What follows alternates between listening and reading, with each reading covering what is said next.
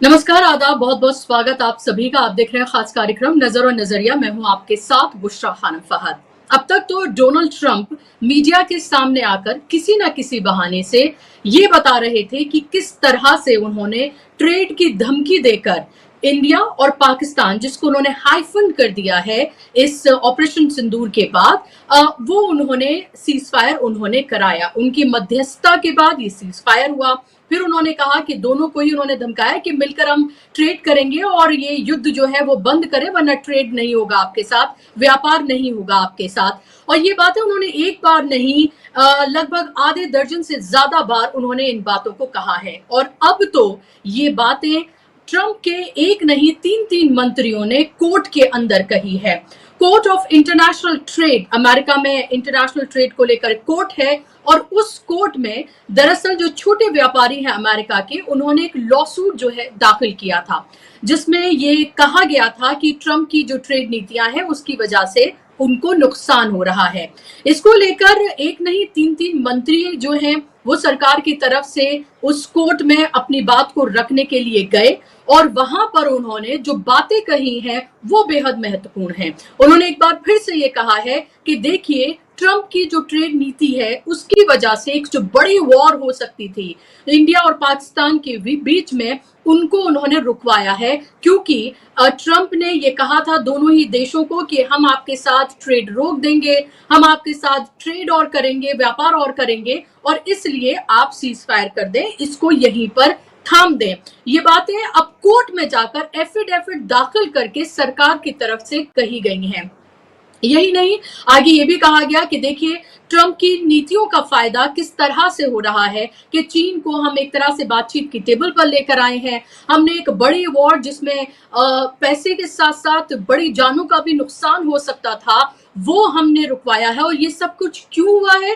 क्योंकि ट्रंप की जो ट्रेड नीतियां हैं उसकी वजह से। तो अब कोर्ट में जाकर एफिडेविट दाखिल करके भी ट्रंप और उनकी सरकार ये बता रही है कि कैसे उन्होंने पाकिस्तान और हिंदुस्तान के बीच में जो ऑपरेशन सिंदूर चल रहा था, जो वॉर की शक्ल ले सकता था, वो उन्होंने रुकवाया है। वो इसलिए हुआ है क्योंकि ट्रंप की जो ट्रेड नीतियां हैं। अब ये बात कोर्ट तक पहुंच गई है, आप ये सोचिए। लेकिन नरेंद्र मोदी हर गैर जरूरी बात पर तो अपनी छाती जो है वो थपथपा रहे हैं या पीठ थपथपा रहे हैं, लेकिन जिन बातों पे उन्हें बोलना चाहिए, चीन का वो अपनी जबान से नाम नहीं लेते हैं, अमेरिका के बारे में वो कुछ नहीं बोलते हैं, अपने डियर फ्रेंड के बारे में वो कुछ नहीं बोलते हैं, और बड़ी बड़ी लंबी लंबी चौड़ी चौड़ी बातें जो हैं, लंबे लंबे डायलॉग्स, जिसको पवन खेड़ा ने कहा था कि प्रेम चोपड़ा और परेश रावल जैसे डायलॉग्स वो लगातार हर रोज बोलते हुए नजर आ रहे हैं, और अपने ही बयानों से हर रोज पलटते हुए भी नजर आ रहे हैं।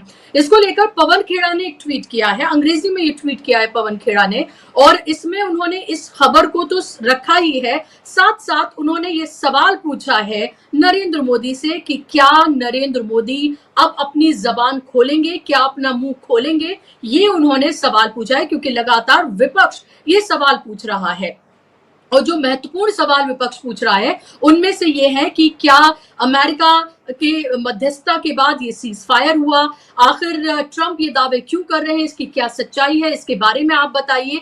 ये सब कुछ ऐसे ऐसे वक्त में हो रहा है जब जो ऑल पार्टी डेलीगेशन है वो अलग अलग देशों में जा रहा है। हमारे जो विदेश सचिव हैं वो अमेरिका गए हुए हैं, और वहां पर जाकर ये भी सवाल उठ रहा है कि आखिर बार बार कभी डेलीगेशन तो कभी विदेश सचिव को आखिर क्यों भेजने की जरूरत पड़ रही है अमेरिका में। वो अमेरिका, वो डोनाल्ड ट्रंप जो लगातार भारत की बेइज्जती कर रहा है, जो लगातार प्रधानमंत्री की भी बेइज्जती कर रहा है, और उसके बाद भी लगातार आप ये देखिए कि ऐसा लग रहा है कि पूरी तरीके से नतमस्तक हो चुके हैं ट्रंप के सामने हमारी सरकार। और यही वजह है कि इन बातों पर एक तरह से लपसे हुए हैं और कोई भी बात कहते हुए नजर नहीं आ रहे हैं, लेकिन विपक्ष लगातार इसको लेकर सवाल पूछ रहा है।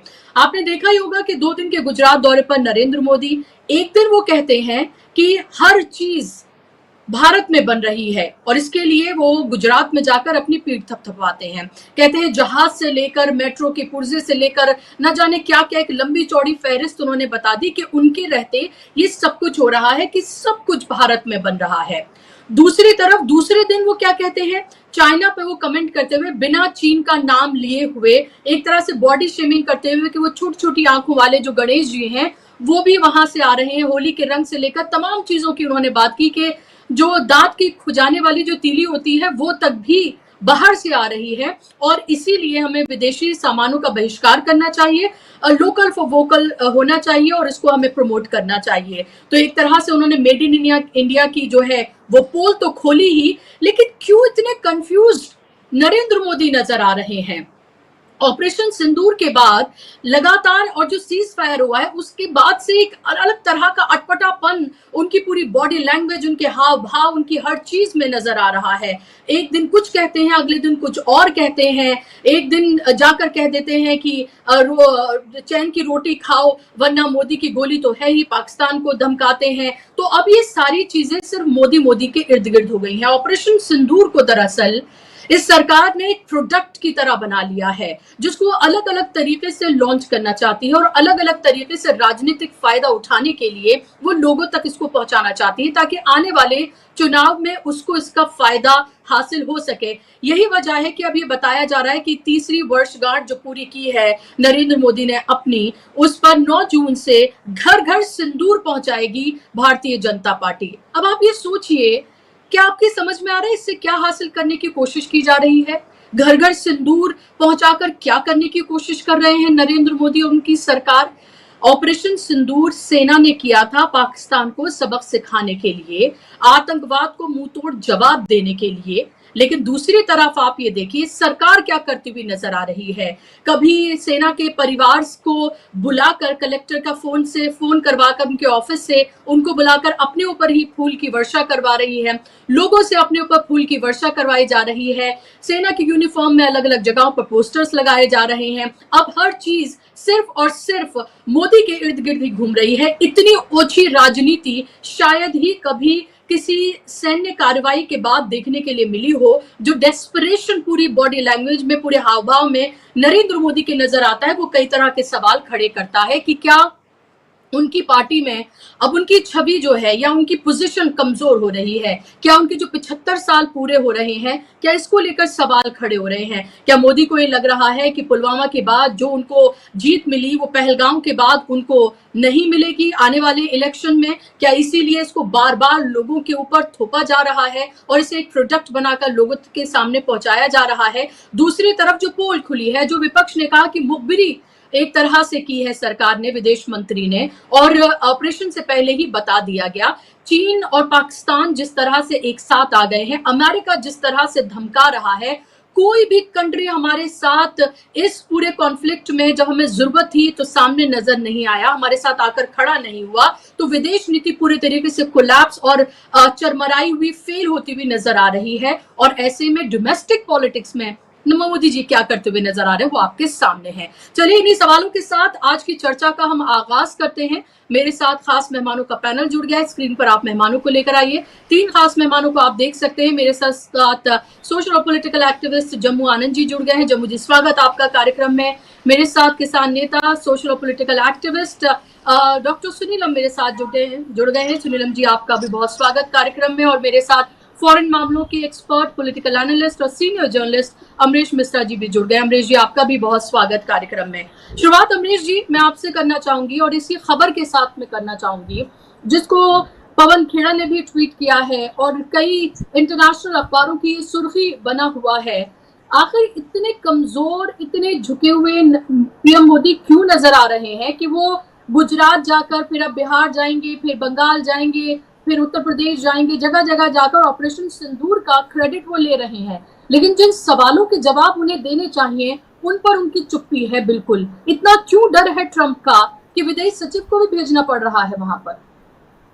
देखिए, यहाँ पर क्या है, बात असल में ये है कि ऑपरेशन सिंदूर से ये समझा गया था नरेंद्र मोदी द्वारा, प्रधानमंत्री द्वारा, कि वो विपक्ष के नैरेटिव को बिल्कुल खत्म कर देंगे और वो इसके बाद एक तरह से विपक्ष उनके साथ आएगा, ये उनको आभास था। और विपक्ष ऐसे साथ आएगा कि वो सवाल पूछना बंद कर देगा। उसके पीछे क्या प्रमाइस था? उसके पीछे प्रमाइस ये था कि पाकिस्तान पे जो हम हमला करेंगे पाकिस्तान रिस्पॉन्ड नहीं करेगा। देखिए अब ये बहुत ही महीन बात है।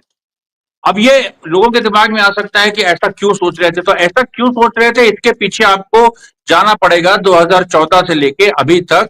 जिस तरीके अपनी इनविंसिबल इमेज बनाई थी कि हम तो जो भी करेंगे दूसरा हमारे सामने झुकेगा, ये जो एक विश्वगुरु भी, अब उसको विश्वगुरु भी नहीं कह सकते उसको, बल्कि एक अजीब तरीके की कुछ दानवीय किस्म की एक इमेज बनाई गई थी कि कोई हमारे आगे टिक नहीं सकता, हम जो करेंगे वही होगा। और सबसे जो इंटरेस्टिंग बात है पॉलिटिकल साइकोलॉजी के लिए कि नरेंद्र मोदी खुद ये समझने लगे थे। अब प्राइम मिनिस्टर को तो कम से कम ये इल्म होना चाहिए, उनके पास एक्सपर्ट्स होते हैं, ये होते हैं, लेकिन वाकई ऐसा लग रहा है कि वो कितने लोगों से बात करते हैं, कितने लोगों की एडवाइस देते हैं, ऐसा कुछ है नहीं। क्योंकि कैसे कोई प्रधानमंत्री ये सोच सकता है कि हम पाकिस्तान पे अटैक करेंगे और वो रिस्पॉन्ड नहीं करेगा।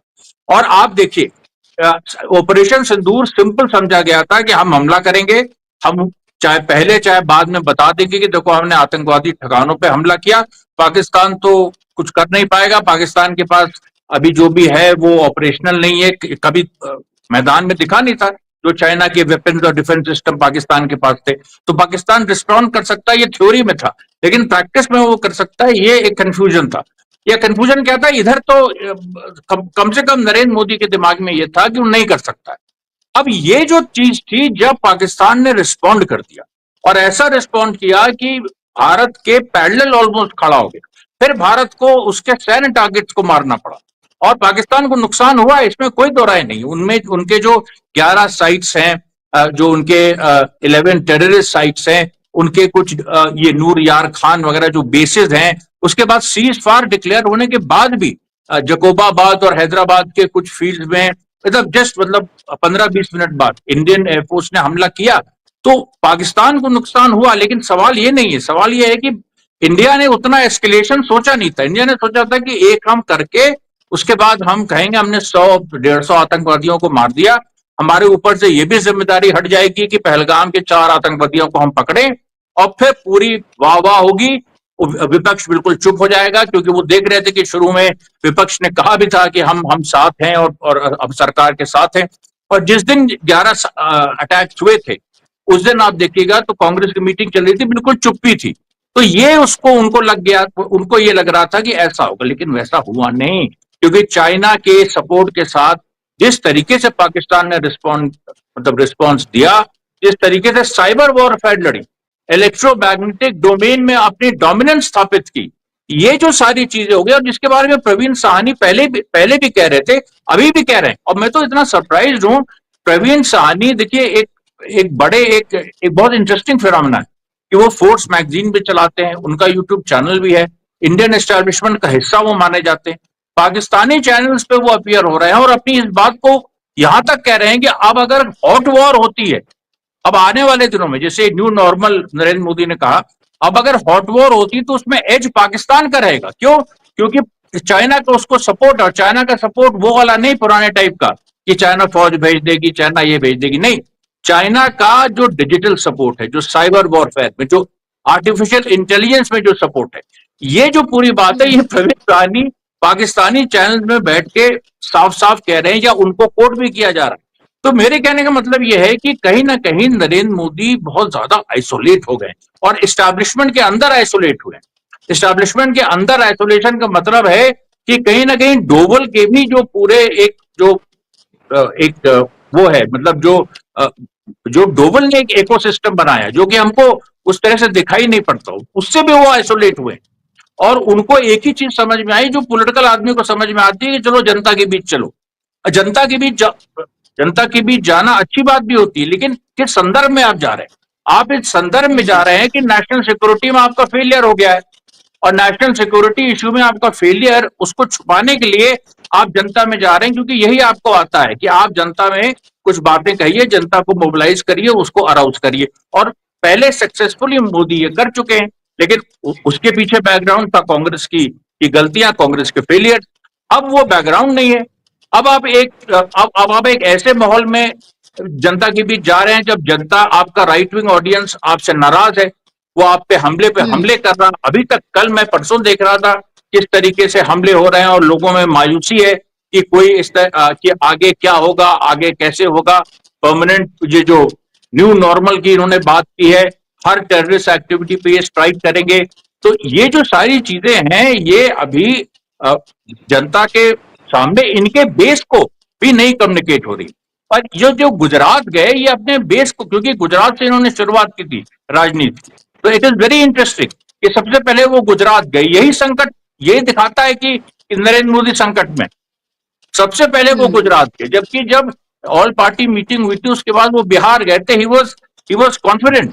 लेकिन ये इस बार देखिए गुजरात गए, गुजरात में अजीब अजीब तरह की बातें, कंफ्यूजन। अब इसी पे हम आ जाते हैं जो अमेरिका को लेके इन्होंने जो अमेरिकन गवर्नमेंट ने एफिडेविट दिया, यूएस की इंटरनेशनल जो ट्रेड डिस्प्यूट का कोर्ट है उसको एफिडेविट दिया, और उस एफिडेविट में अमेरिका ने कहा कि ये व्हाइट हाउस की तरफ से, क्योंकि जैसे आपने कहा कि उनको एक जो स्मॉल बिजनेस ओनर्स हैं उन्होंने अमेरिकन कोर्ट में एक पिटीशन डाल दी कि जो ट्रम्प के टैरिफ्स हैं ये हमको नुकसान पहुंचाएंगे। तो उसके जवाब में व्हाइट हाउस ऑफिशियल्स ने एक पॉलिटिकल आर्गुमेंट दिया, और पॉलिटिकल आर्गुमेंट ये दिया कि हमने देखिए ट्रेड ये जो टैरिफ्स लगाए हैं, अमेरिका की बार्गेनिंग पावर बढ़ गई है, इससे हमने इंडिया पाकिस्तान का युद्ध रुकवा दिया, हमने चाइना को टेबल पे हम ले आए। ये नहीं कह पाए वो कि यूक्रेन का युद्ध हमने रुकवा दिया, क्योंकि कल ही पुतिन ने अनाउंस किया कि अब सीज फायर वगैरह नहीं होगा, हमको धोखे में रखा गया, ट्रंप और यूरोप ने हमको धोखे में रखा और यूक्रेन पे हमला होगा। तो वो ये नहीं कहा, लेकिन ये दो बातें इन्होंने चाइना टेबल पे आ गया बात कर रहा, और इंडिया पाकिस्तान की वॉर रुकवा दी। अब ये देखिए, अब इस पे नरेंद्र मोदी ना बोले हैं पहले और ना वो कुछ बोल सकते हैं। जो इसकी बात उन्होंने कही, जो मैंने पिछले भी प्रोग्राम में आपसे कहा था कि इन्होंने जो कहा कि हम विदेशी गुड्स का बॉयकॉट करें, अब उन्होंने थोड़ा सा क्लियर किया कि कुछ चाइना की तरफ इशारा है कि छोटी छोटी आंख वाले ये गणेश। लेकिन सवाल यह है कि चाइना के साथ तो इनका संबंध इतना पुराना है, गुजरात के सीएम होते हुए ये कितनी बार चाइना गए हैं यही कोई पूछ ले, सबको पता है। उसके बाद आप देखिए 2014 के बाद भी। अब इस पूरी परिस्थिति में जब ये कह रहे हैं कि विदेशी गुड्स का बॉयकॉट करो, तो क्या ये कोई स्वदेशी अर्थव्यवस्था का मॉडल ला रहे हैं? क्या ये किसी अभी आप देखिए तो भारत का ट्रेड डेफिसिट $37 बिलियन है, और उसका चाइना के साथ बहुत बड़ा ट्रेड डेफिसिट है। तो क्या आप इस तरीके की एक पॉलिसी ला रहे हैं जिसमें आप बाहरी गुड्स पे आप अपने टैरिफ्स बढ़ा देंगे, जो बाहर से आ रहे हैं उनमें आप टैरिफ्स बढ़ा देंगे, और ताकि इंपोर्ट्स कम हो, और फिर हम डोमेस्टिक इंडस्ट्रीज को हम बढ़ावा दें। अब आपको एक मैं आंकड़ा देता हूं, गोल्ड का जो इंपोर्ट है, जो भारत में कहा जाता है सोना बहुत पहले भी था, फिर अंग्रेज ले गए, फिर अभी फिर से आ गया। गोल्ड का इंपोर्ट $15 बिलियन, जो आप टोटल आप देखिए तो ट्रेड डेफिसिट $37 बिलियन है, गोल्ड का 15 बिलियन इंपोर्ट है। सब बहुत बड़ा एक गोल्ड और डिफेंस, इनकी वजह से एक तरह से हमारा डेफिसिट ज्यादा होता है। डिफेंस का तो चलिए हम समझ सकते हैं, डिफेंस पे और खर्च कर दीजिए कोई बात नहीं, लेकिन गोल्ड आप जो इतना मंगा रहे हैं, जो इतना गोल्ड बाहर से आ रहा है, भारत के गोल्ड रिजर्व का क्या होगा? भारत में जो इतने बड़े बड़े माफिया काबिज हैं गोल्ड माइन पे, उन पे आप क्यों नहीं कार्रवाई करते, ताकि भारत कम से कम गोल्ड में सेल्फ सफिशिएंट नहीं तो कम से कम $15 बिलियन जो इंपोर्ट करता है गोल्ड, उसका आधा, और मतलब आधा तो करे।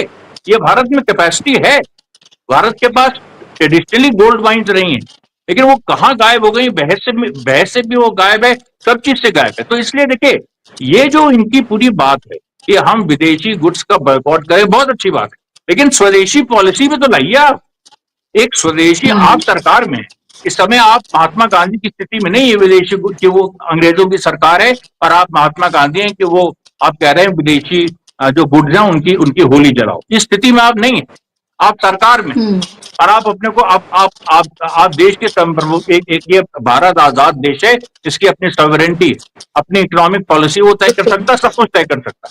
तो आप फिर ये कह रहे हैं विदेश जनता से कह रहे हैं कि विदेशी गुड्स का बॉयकॉट, तो जनता क्या बॉयकॉट करेगी? आप सरकार में उस तरह की नीतियां तो आप ये सोचे कि अमरीश जी, और इसमें आप अपने से शुरुआत करिए ना। आप जिस जहाज में जाते हैं, जिस कार में आप चलते हैं, जो पेन आप लगाते हैं, जो जूता आप पहनते हैं, जो चश्मा आप लगाते हैं, क्या इन सब का बहिष्कार आप पहले करिए, आप सब कहिए कि अब से मैं सारी चीजें मारुति की आप इस्तेमाल करेंगे, आप जो इंडियन ब्रांड है उसका चश्मा लगाएंगे, उसी जहाज हमारे यहाँ तो बनते नहीं है तो आप कहेंगे कि हम उस जहाज में हम चलेंगे। तो ये सवाल तो सबसे पहले उनको पूछना चाहिए। कांग्रेस ने तो और सोशल मीडिया पे कल से एक लंबी फहरिस्त जो है वो घूम रही है कि खुद मोदी जी कौन कौन सी चीजें विदेशी इस्तेमाल करते हैं और जनता को ज्ञान दे रहे हैं। हर चीज में जनता को लगा दिया, थाली बजाइए, ताली बजाइए, ये करिए, वो करिए, खुद कुछ नहीं करना है, जनता को काम बस देना है। मैं आपके पास लौट रही हूँ अमरीश जी। डॉक्टर सुनीलम, आपसे मैं सवाल ये पूछना चाह रही हूँ, जम्मू आनंद जी से फिर मैं पूछूंगी कि सवाल मेरा ये है कि क्या आपको लग रहा है कि कोई हड़बड़ाहट है, कोई एक इमेज को लेकर जो उनको लग रहा था कि इस ऑपरेशन सिंदूर के बाद मोदी जी की जो एक छवि जो है लगातार जिस तरह से कमजोर हो रही है, वो एक बार फिर से 56 इंच के वही वाले राष्ट्रवादी नरेंद्र मोदी जो 2014-19 में थे, वही उनकी इमेज जो है फिर से बिल्ड हो जाएगी। उस सब में कामयाबी नहीं मिली, इसीलिए अब उनको गुजरात, बिहार, बंगाल, यूपी ये सब जाना पड़ रहा है। इसलिए उन्हें सिंदूर घर घर पहुंचाने के लिए अभियान चलाना पड़ रहा है। इसलिए उन्हें अजीब अजीब तरह के बयान दे रहे हैं, चाइना अमेरिका का नाम नहीं ले रहे हैं। क्या घर से ही उन्हें चुनौती मिल रही है? क्या है आखिर, ये समझ नहीं आ रहा है। विदेश नीति फेल है, अमेरिका पे बोलते नहीं है, चीन का नाम लेते नहीं है, इतने विदेश में इतना खर्च कर दिया, इतनी यात्राओं में, तो लोग तो सवाल पूछेंगे ही ना कि आपने 11.5 साल में देश को क्या दिया। जी, बहुत शुक्रिया विश्वा जी। असल में अमरीश जी ने पूरी बातें यहाँ पर रख दी।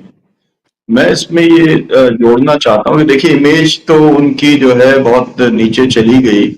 नहीं तो वो 400 पार कर लेते।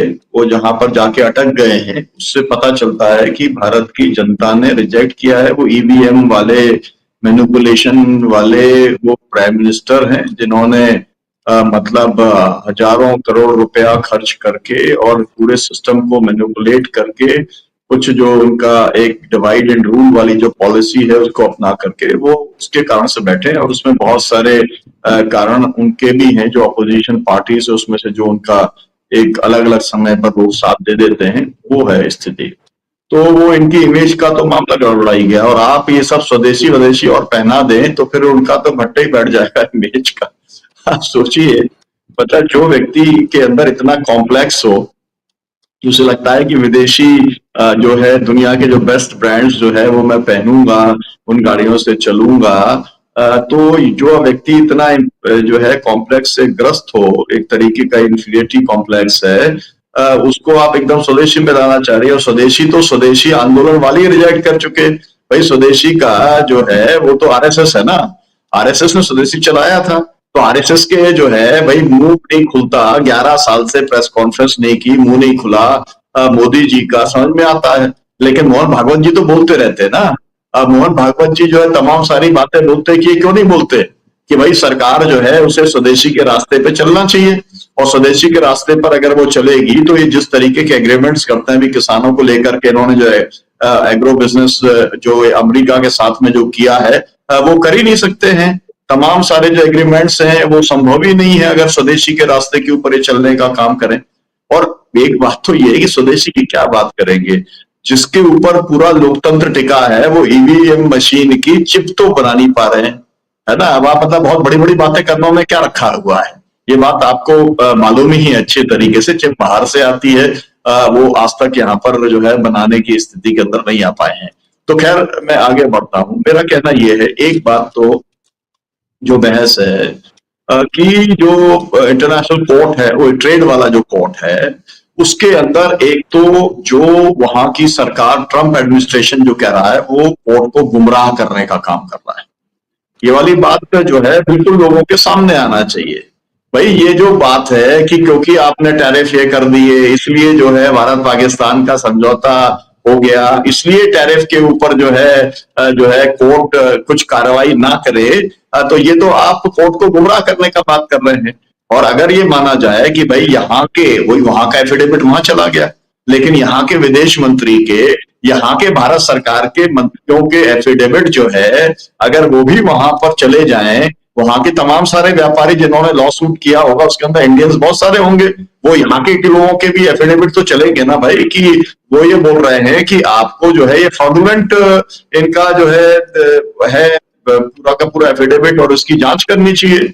और वहां पर तो ये काम बहुत होता है, हाउस कमेटी बैठ जाए, अमेरिका की पार्लियामेंट की जो है वहां की कांग्रेस की एक कमेटी बैठा दी जाए, वो जांच करे कि ट्रंप सही बोल रहे हैं या मतलब यहाँ का जो सरकार है वो सही बोल रही है कि भाई हम लोगों ने आपस में पाकिस्तान की तरफ से खबर आई और हम लोगों ने बातचीत करके किया, वो मानने को तैयार नहीं है। तो मेरा कहने का मतलब है कि पहला पॉइंट ये है जो बहुत इंपॉर्टेंट पॉइंट है कि वहां पर भी जो है जो ट्रंप है वो कितने वीक हैं, है ना, कि उनको इस एफिडेविट का सहारा लेना पड़ रहा है। और वो उनकी जो टैरिफ की जो पॉलिसी है वो कितनी हल्की और थोथली है और उसके वो कितनी फ्रेजाइल है कि उनको इस तरीके के झूठे तर्कों का सहारा लेना पड़ रहा है। ये बात क्योंकि दर्शकों को जरूर मालूम होनी चाहिए, इसलिए ये वाली बात मैंने कही है। दूसरी बात ये है कि देखिए मोदी जी जो है वो तो मुख्य तौर पर चुनावी व्यक्ति हैं, दुनिया में कहीं भी चले जाएं वो चुनाव वाला भाषण करते हैं, हर काम वो चुनाव की दृष्टि से ही करते हैं। और अगर ये वाली सब बातें हैं, जो कुछ भी चल रहा है, मुझे लगता है कि ये सब तो स्क्रिप्ट लिखी हुई थी और उस स्क्रिप्ट को जो है क्रियान्वित करने का काम किया गया। आपको मालूम है कि एक स्क्रिप्ट पुलवामा को लेकर के लिखी गई थी, है ना, उसके बाद की जो और स्क्रिप्ट है उन सबको वो भी धीरे धीरे सब बातों का खुलासा होगा कि ये सब स्क्रिप्टेड पूरा का पूरा मामला है, क्योंकि इनको एक ही समझ आती है और वो समझ आती है पोलराइजेशन करने की। अब उस स्क्रिप्ट को फेल किसने किया? वो कश्मीर की जनता ने कर दिया, है ना।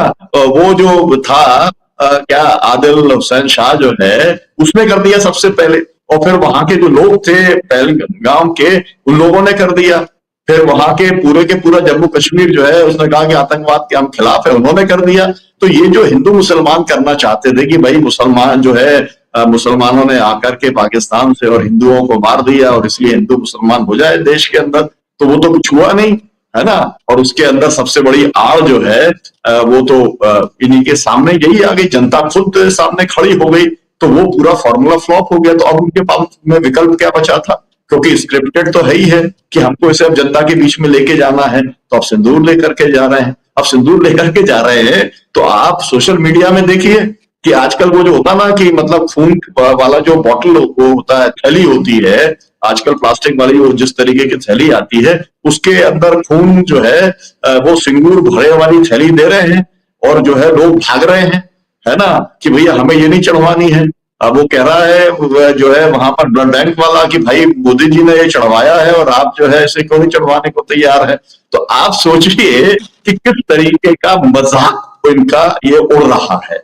तो लेकिन जो है क्योंकि स्क्रिप्टेड है, पहले से सब चीजें पार्टी के स्तर के ऊपर भी तय हैं, और ये जो नेशनलिज्म है इनका वो पूरी तरीके से मतलब फ्रॉडुलेंट है और वो पूरी तरीके से फेल हो चुका है, क्योंकि नेशनलिज्म जो है वो इस देश की जनता ने दिखाया, इस देश की ऑपोजिशन ने दिखाया, क्योंकि वो सैनिक कार्रवाई के साथ में खड़े हुए, है ना।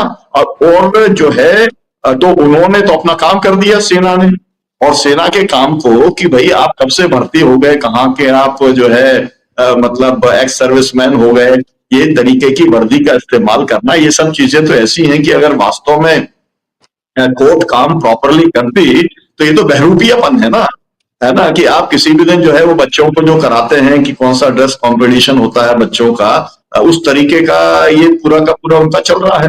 तो लोग इससे कोई बहुत ज्यादा उनके ऊपर असर पड़ने वाला नहीं है, लेकिन क्योंकि ये वही कला जानते हैं पोलराइजेशन की, तो उसी को ये जो है पूरे देश के अंदर ले जाने का काम कर रहे हैं। और उनका जो टारगेट है वो तो बिहार के अंदर सीधा सीधा बना ही हुआ है, और हर चुनाव की तैयारी उनकी मतलब एक ये तो बात माननी पड़ेगी कि भारतीय जनता पार्टी और नरेंद्र मोदी मतलब कंटिन्यूअसली जो है मतलब 24/7 जो है वो चुनाव की मशीनरी उनकी लगातार काम करती रहती है, और जो है उनकी एक तरीके से आगे मतलब प्लस में रहने का एक ये भी प्रमुख कारण है। तो वो अपना मशीनरी उसको चलाने का काम कर रहे हैं, लेकिन अपोजिशन ने पूरी तरीके से, कुछ लोग तो फंस गए अपोजिशन के, लेकिन ओवरऑल जो है जनता खुद ही इसका जो है अपने आप पूरी बातों को समझ रही है। तो मुझे लगता है कि जो वो कन्वे करना चाह रहे हैं, चाहे स्वदेशी की बात के ऊपर मैं ये भी कहना चाहता हूँ, छोटी आंख वाला जो मसला है ना, देखिए आप जो है चाइनीज लोगों को, चीन की जनता का अपमान कर रहे हैं, नॉर्थ ईस्ट की जनता का अपमान कर रहे हैं, है ना, मंगोलियंस का आप अपमान करने का काम कर रहे हैं ना। ये मामला बहुत बड़ा है, ये छोटा नहीं है। ये आप नॉर्थ ईस्ट के अंदर आप जाइए, नॉर्थ ईस्ट के लोग आपको बताएंगे कि किस तरीके से जो मेन स्ट्रीम इंडिया वो बोलते हैं कि कैसे हमको अपमानित किया जाता है, और उसी तरीके से देश का प्रधानमंत्री जो है वो अलग भाषा के अंदर अपमानित करने का काम कर रहा है। और ये वाली बात तो साफ हो गई कि ये चीन के सामने दुम दबा करके बैठे हुए हैं, इनकी बोलने की किसी भी स्तर के ऊपर हिम्मत नहीं है। और जो बात यहाँ पर अमरीश जी ने अभी बताई थी कि जिस तरीके से मतलब खड़ा हुआ है चाइना, और दर्शक को ये बात को जानना चाहिए कि वो खड़ा इसलिए है कि पीओके के अंदर इतना मैसिव उन्होंने इन्वेस्टमेंट किया है कि अब ये जो था कि हम पीओके जो है हमारे पड़ोस में है, नदी बीच में है, तो किसी भी दिन उस तरफ लांग जाएंगे, ये जो है अब एक कल्पना में ही रहेगा, अब एक कागजों के अंदर रहने वाला है। और मेरे को लगता है कि भारतीय जनता पार्टी वाले पहले जब हम लोग, मतलब मैं नीचे के स्तर की बात कर रहा हूं, कि हम लोग जब भाषण कुछ देते थे कुछ मुद्दों के ऊपर, तो वो कहते थे भाजपा वाले कि डॉक्टर साहब अभी देखो आप पीओके के ऊपर जब कब्जा कर लेंगे तब आप लोगों की पूरा जो है बोलती बंद हो जाएगी।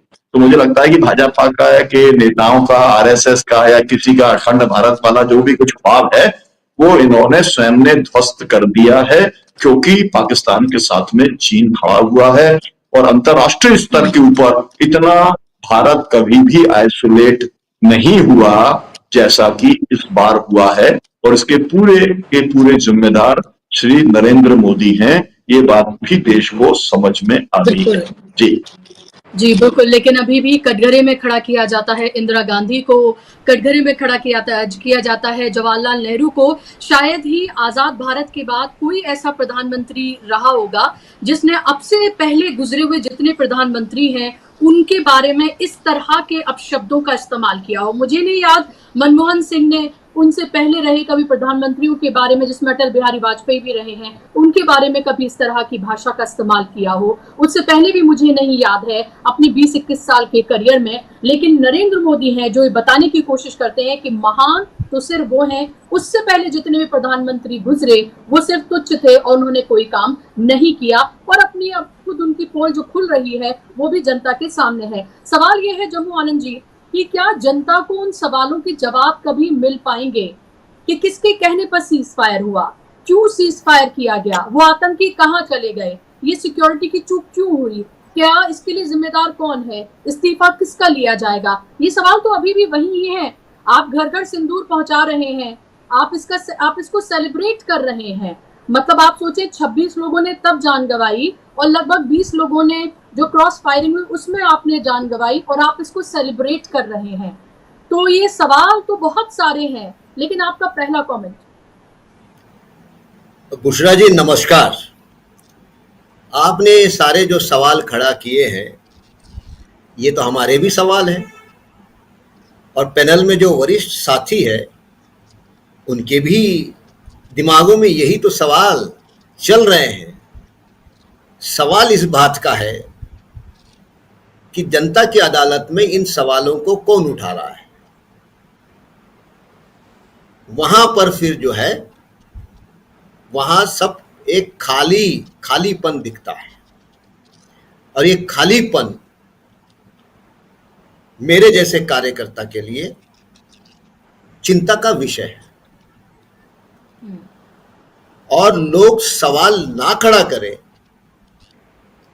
इसीलिए तो लगातार ये जो सारी कोशिशें चल रही है, सरकार कहो मोदी जो है उनके द्वारा, कि सवाल खड़ा ना हो पब्लिक डोमेन में। और इसलिए वो एक के बाद एक कार्यक्रम दिए चले जा रहे हैं। और उनको जो डर था कि ये सवाल पार्लियामेंट में शायद मजबूती से विपक्ष उठा ना ले और फिर सरकार की किरकिरी ना हो जाए, तो उसमें उन्होंने बड़ा दांव, बड़ी चाल, शतरंज की जिसको कहते हैं, उन्होंने चला। और वो चाल क्या है कि संसदीय दल जो है, सांसदों का दल, संसदीय दल भी नहीं, सांसदों का दल गठित कर दो और कुछ दल के साला सिपार विपक्ष के सांसदों को भी बना दो। और वो जो अक्सर हिंदी पिक्चर में होता है ना, पुलिस का जो अफसर होता है, जब विलन को पकड़ने के लिए जाते हैं तो वो कहते हैं एक इधर जाओ, एक उधर जाओ और मैं सीधा जाता हूँ। तो ठीक उसी तरीके से ये जो सांसदों का जो दल बनाया गया, तो उनको कह दिए कि तुम ये 4 देश चले जाओ, तुम ये 4 देश तुम चले जाओ और ये 5 देश तुम चले जाना और भारत की भूमिका बताना। विपक्ष को लगा ये देश सेवा का मौका मिल गया है। मैं इस मामले में थोड़ी सी कड़वी राय रखना चाहता हूँ। मोदी की ये चाल में विपक्ष फंसा है। जिस विपक्ष को सवाल खड़े करने चाहिए, वो विपक्ष देश की सेवा के नाम पर समितियों में घुसना पसंद किया और सबसे बड़ा इसमें दल को भी शामिल कर लिया गया। अब मुझे बताइए, सरकार की भूमिका किसी अन्य देश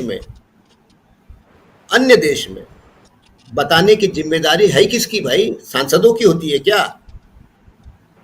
या तो विदेश मंत्री की होती है, या विदेश सचिव की होती है, या उन देशों में हमारे जो भी एम्बेसीज हो, कंसुलेट हो, उनको बोला जाता है कि भाई तुम जरा वहाँ मीटिंग वूटिंग करो और बोलो। अपवाद सिर्फ ये होता है कि यूनाइटेड नेशंस वगैरह में जो है, जरूरी नहीं है कि वहाँ पर सरकार में रहने वाले व्यक्ति ही जाए, उसमें प्रधानमंत्री डिप्यूट कर सकते हैं किसी को। लेकिन पड़ोसी देशों से क्या चल रहा नहीं चल रहा, वो युद्ध में हुआ नहीं हुआ, ये काम सांसदों का है क्या? तो या तो ये तय कर लो मोदी साहब कि आपका विदेश मंत्री निकम्मा है, वो एक इन्विटेशन, अरे जो आदमी एक इन्विटेशन नहीं ला सकता, हम सब क्या भूल? देखिए, दिक्कत भारत की ये है कि यहाँ का जो पब्लिक मेमोरी है ना, बहुत कमजोर होती। अरे एक इन्विटेशन पद ग्रहण का महीना भर वहां रुक गए। देश 145 करोड़ के देश का विदेश मंत्री एक पन्ने का निमंत्रण का जुगाड़ करने के लिए 1 महीना डट गए अमेरिका में, लेकिन नहीं ला पाए। अब जो मंत्री एक इन्विटेशन नहीं ला सकता तो निकम्मा ही है। और अब मोदी साहब ने सांसदों के दल को भेजकर ये सिद्ध कर दिया कि मेरे मंत्रिमंडल का जो विदेश मंत्री है निकम्मा, नालायक है, ये कोई काम का नहीं है, बाकी सांसद ज्यादा काम के। तो मैं ये कहना चाहता हूं कि मोदी, आरएसएस, बीजेपी एक स्ट्रेटेजी के तहत काम कर रही है, जो विपक्ष को जनता के बीच में जानने के लिए। अब हम लोग को ऐसा आजकल लगने लगा है कि चैनलों में आने वाले स्पोक्स पर्सन यही देश के विपक्ष होते हैं, ऐसा आभास होने लगा है। लेकिन विपक्ष तो बुनियादी तौर पर राजकीय पार्टियां हैं, सरकार से सवाल पूछना यही विपक्ष होता है। तो वो जो पब्लिक डोमेन है वो तो खाली है। भाई देखिए, आज आतंकवादी 250 से 300 किलोमीटर कार में आए, पैदल आए, के वेश बदल कर आ गए। कैसे आए? खास करके 370 खत्म होने के बाद और उसके पहले नोटबंदी के बाद 300 किलोमीटर आए ना भाई, और चले भी गए। गजब है, एक आदमी नहीं पकड़ा जा रहा है। तो जो सरकार अपने देश में आतंकवादियों को पकड़ नहीं पाती, सर्वेलेंस, थक गए हम लोग सुनते सुनते कि चप्पे चप्पे में कश्मीर में और जम्मू कश्मीर में इतना जबरदस्त सर्वेलेंस होता है। अरे गजब है यार, तो कहाँ है? अच्छा, मार मूर के भी चले भी गए। अच्छा, इस बार के आतंकवादियों ने तो पहले पूछा, उनसे इंटरव्यू ले लिया कि भैया आपका धर्म क्या है, उसके बाद मारे और उसके बाद चले भी गए। तो सवाल कैसा है कि मोदी सरकार और मोदी साहब, मुझे आज भी, मैं दावे के साथ कहना चाहता हूं, मेरे पास उसकी पुष्टि करने के लिए कुछ नहीं है, मैं सूत्रों में समझने की बात करता हूं। वो ये है कि पहलगांव तो लोग भूल गए भाई, वो जीप कहां से आई वो पता भी चला था उस वक्त की, गुजरात का रजिस्ट्री है उसका।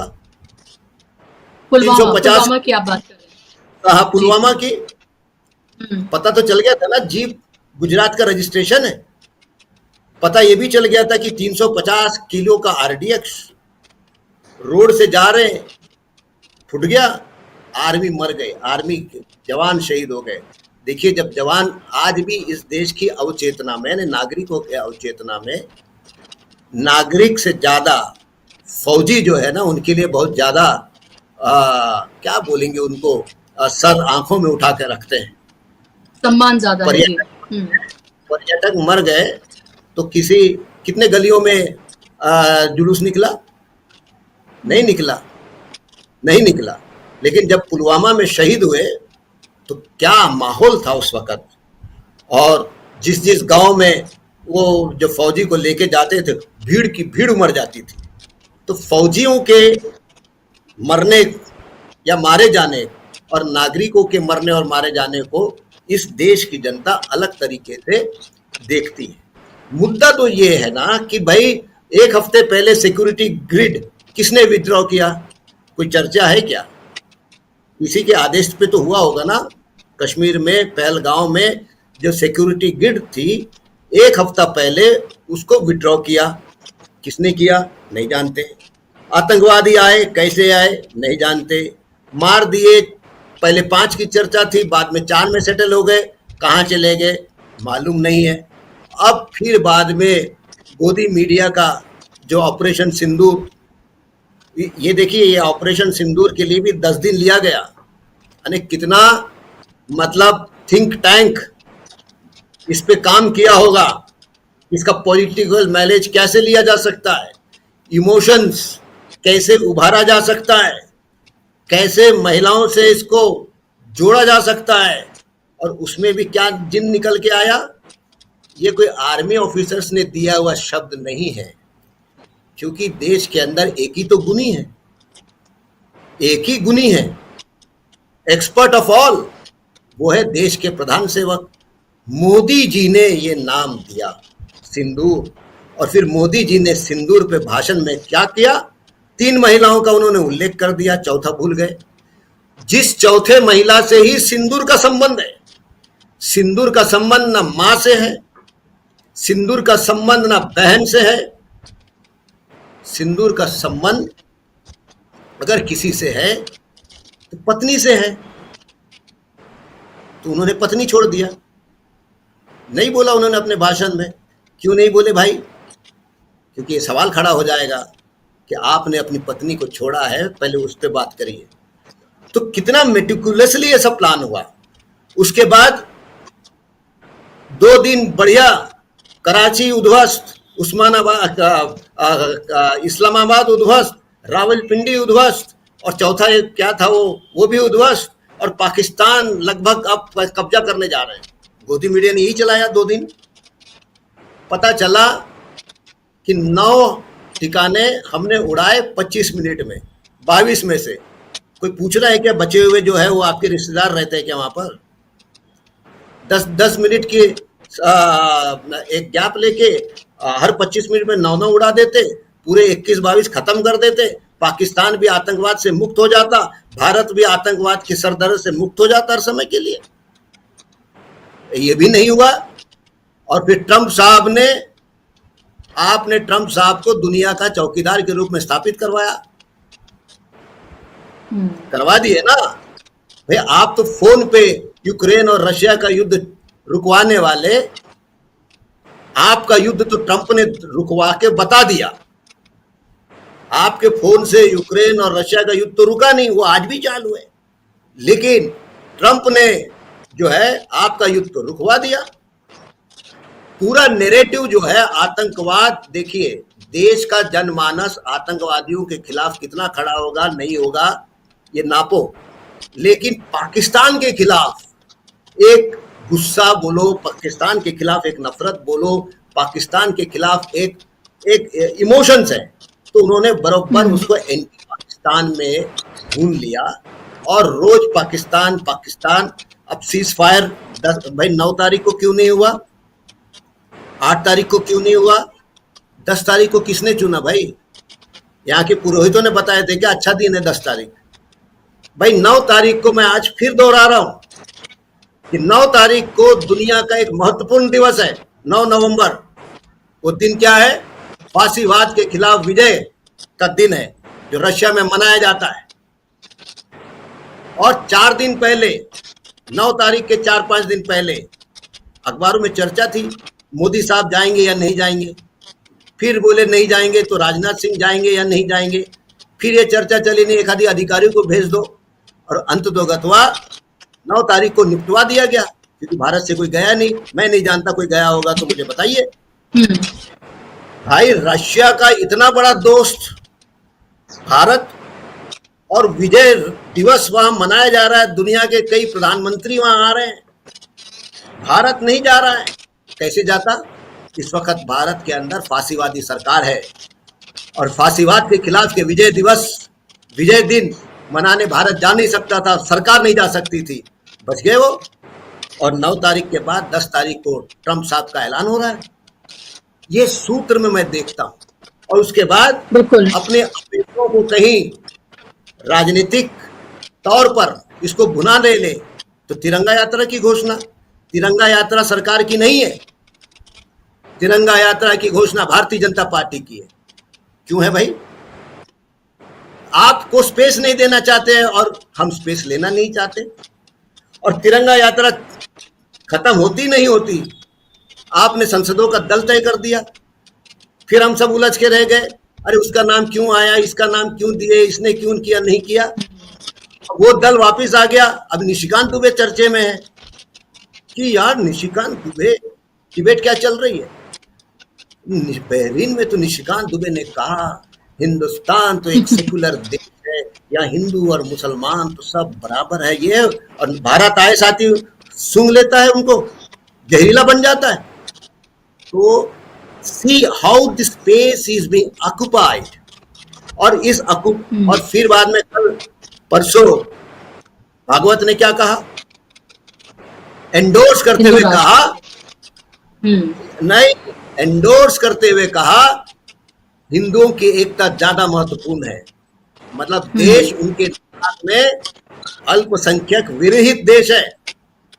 तो हिंदुआइजेशन जिसको बोलते हैं, मैं परसों एक चैनल में कहा था, इस सरकार को कोई फर्क नहीं पड़ता कि इस देश की दोस्त कौन है नहीं है, इस देश की सरकार को कोई फर्क नहीं पड़ता इस देश में क्या हो रहा है। इस देश की सरकार को सिर्फ एक ही फर्क पड़ता है कि इस देश का हिंदू क्या सोच रहा है, हिंदू क्या सोच रहा है। जिस दिन हिंदू इनकी पूरे कारनामों से फारकत करने लगेंगे, तब शायद कुछ और बोलेंगे। ये हिंदुआइजेशन की जो प्रोसेस है, उसमें ये अपनी फसल, राजकीय फसल काटना चाहते हैं। At the end of the day मैं ये कहना चाहता हूं कि सवाल, सरकार के खिलाफ सवाल सड़क पे जब तक उठाए नहीं जाएंगे, तब तक हम ये मान के चल लेंगे कि जनता और इस देश की नागरिक आपको आप बड़ी जागरूक होते जा रही है, सब कुछ जो समझते चले जा रही है। तो भैया ये संगठनों के अंदर रिपोर्टिंग के लिए बहुत अच्छा है, लेकिन वास्तविकता जो है वो चाय के अड्डे पे, पान के ठेले पे, और वो यहाँ जो जनता बात करती है वहां क्या हो रहा है, उनको हम क्या अपना एजेंडा दे पा रहे हैं क्या, उसमें हम मीन्स द अपोजिशन, ये जो है वो सरकार की नाकामी, ये तो इतना गोल्डन चांस है देश में बिल्कुल। कोई उत्साह नहीं है, जीत गए वगैरह, कोई उत्साह नहीं है। लोग ये कह रहे हैं कि सीज फायर क्यों किए, आप जब तबाही कर रहे थे पाकिस्तान का। उसी बीच राजनाथ सिंह ने जवाब भी, एक कमेंट भी कर दिया कि हम पीओके को वापस ला लेंगे अभी। अरे गजब यार, तो कुछ नहीं हाथ में आया, सिर्फ फोकनाड़ के फोकनाड़ चल रहा है। तो अल्टीमेटली जब तक सड़क के अंदर चुनौती नहीं दी जाएगी, जब तक जनता को लामबंद करके सरकार की फेलियरों के खिलाफ खड़ा किया नहीं जाएगा, तब तक सरकार, सत्ता, आरएसएस, बीजेपी का मुकाबला अकेले राहुल गांधी और ये जो सोशल मीडिया के अंदर हम जैसे सुनीलम जैसे साथी आते हैं, ये कोई अल्टरनेट नहीं है। That is the biggest challenge, that is the biggest challenge.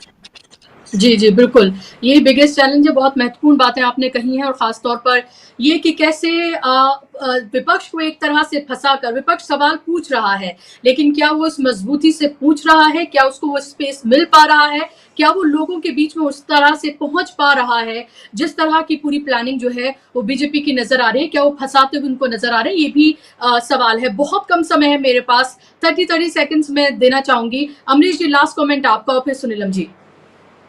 देखिए, लास्ट कमेंट यही है कि नरेंद्र मोदी जो चेहरा जनता को दिखा रहे हैं, उनकी सरकार की वास्तविकता वो नहीं। अभी देखिए, पाकिस्तान के जो प्राइम मिनिस्टर हैं और उनके जनरल, ये लोग ईरान गए। ईरान में सोचिए, अच्छा ये पहले टर्की गए थे और फिर ईरान गए। अब यहां पर नैरेटिव चल रहा है एंटी मुस्लिम, यहां पर नैरेटिव जो अंदर, और यहां पर ये चल रहा है कि हमारे साथ ये नहीं बोल रहे कि हमारे साथ कोई नहीं खड़ा हुआ, लेकिन ब्रॉडली ये चल रहा है कि हिंदू अकेला है और हिंदू जो है उसका केवल आरएसएस बीजेपी नैया पार लगा सकता है। लेकिन आप सोचिए, ईरान और पाकिस्तान में मीटिंग होती है, उसमें जो स्टेटमेंट आता है उसमें एक शब्द भी इस घटना का होते, मतलब इसका मेंशन तक नहीं होता जो ऑपरेशन सिंदूर हुआ है। उसमें आतंकवाद की भर्त्सना होती है और ईरान कहता है कि पाकिस्तान की तरफ से जो उसकी जो, क्योंकि बलूचिस्तान की सीमा ईरान से लगती है, पाकिस्तान की तरफ से जो हमले होते रहे हैं उसके खिलाफ एक बयान होता है। तो एक तरह से भारत का जो एक ब्रॉड पक्ष है वो ईरान ने रखा, मतलब ईरान ने इस मुद्दे पे ईरान ने कोई ऐसी बड़बोली बात नहीं की, बल्कि डाइवर्ट कर दिया उसको, और पाकिस्तान जिस वजह से ईरान गया था वो फेल हो गया। अब यहां पर दिखाई पड़ रहा है कि कौन दोस्त है आपका, कौन दुश्मन, और उस चीज को ऐसा नहीं है कि यहाँ की फॉरेन जो भी फॉरेन पॉलिसी एक्सपर्ट्स हैं या जो एस्टैब्लिशमेंट है वो नहीं देख रहा है। लेकिन समस्या क्या है?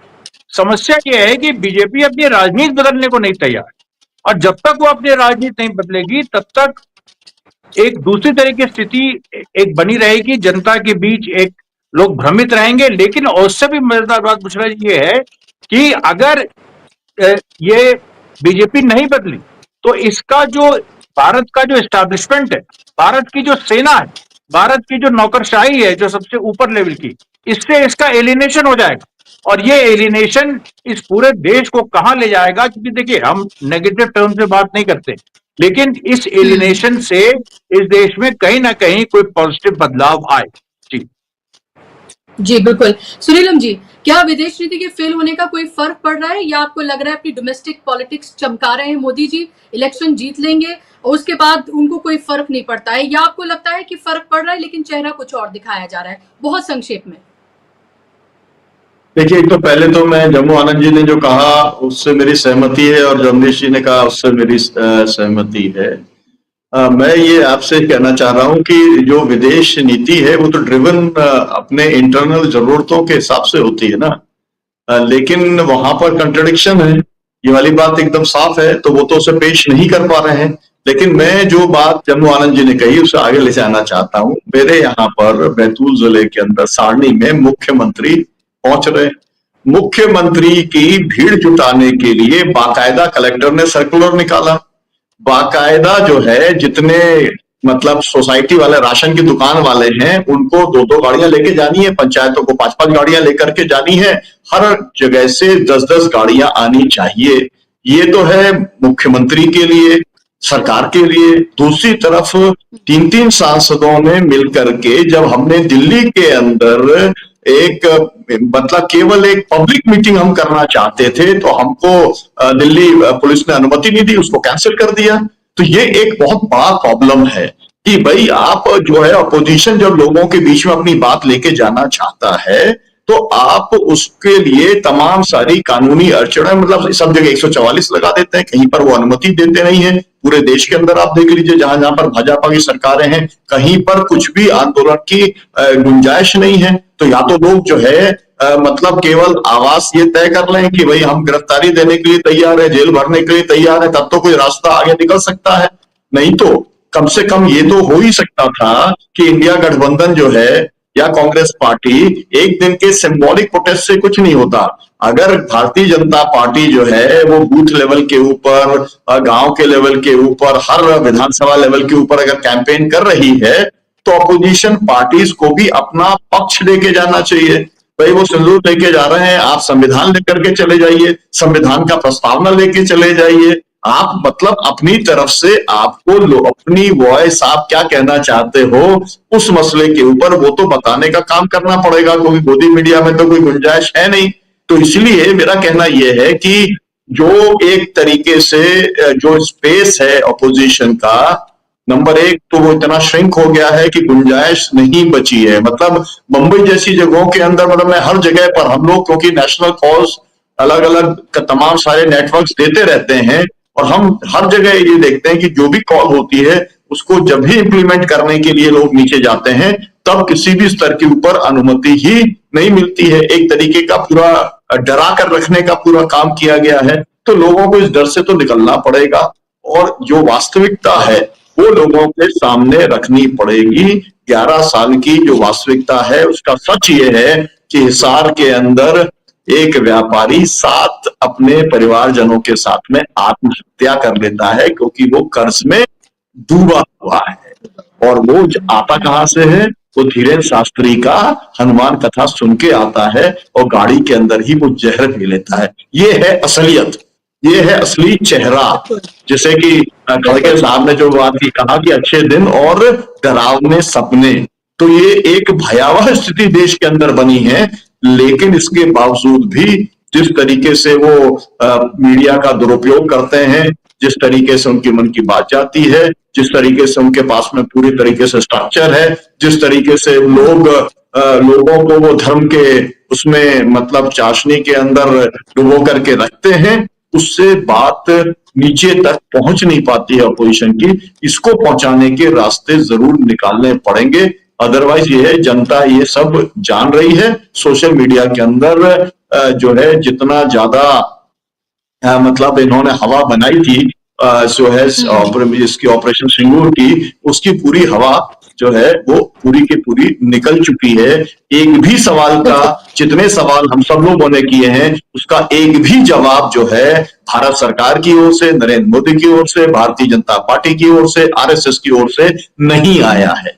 जी बिल्कुल, और ना ही आएगा वो भी उम्मीद है। लेकिन सवाल ये है कि जम्मू आनंद जी, क्या लोग इन सवालों के जवाब जानना चाहते हैं, जनता जानना चाहती है, या आपको लगता है कि मोदी मोदी करके फूल बरसा के उनके ऊपर रोड शो में शामिल होकर, रैली में शामिल होकर वो खुश है, या आपको लग रहा है चीजें बदल गई हैं? और क्या सिर्फ राहुल गांधी जिस तरह की पॉलिटिक्स कर रहे हैं, ऐसा लगता है पूरे विपक्ष ने अपना सारा भार जो है उनके कंधों पर छोड़ दिया है कि वो तो कर रहे हैं, बाकी सब एक एक ट्वीट या कोई बाइट देके अपनी फॉर्मेलिटी को पूरा कर लेते हैं? 30 सेकेंड जम्मू जी। जम्मू जी है, लगता है वो कार्यक्रम में नहीं है। तो चलिए कार्यक्रम को मैं यहाँ पर जी समाप्ति करूंगी क्योंकि वक्त की भी कमी है। बहुत बहुत शुक्रिया आप दोनों मेहमानों का, सुनीलम जी आपका, अमरीश जी आपका, कार्यक्रम का हिस्सा बनने के लिए, और जम्मू जी आपका भी बहुत शुक्रिया कार्यक्रम का हिस्सा बनने के लिए, समय देने के लिए। धन्यवाद। शुक्रिया आप तमाम दर्शकों का भी कार्यक्रम का हिस्सा बनने के लिए। नमस्कार।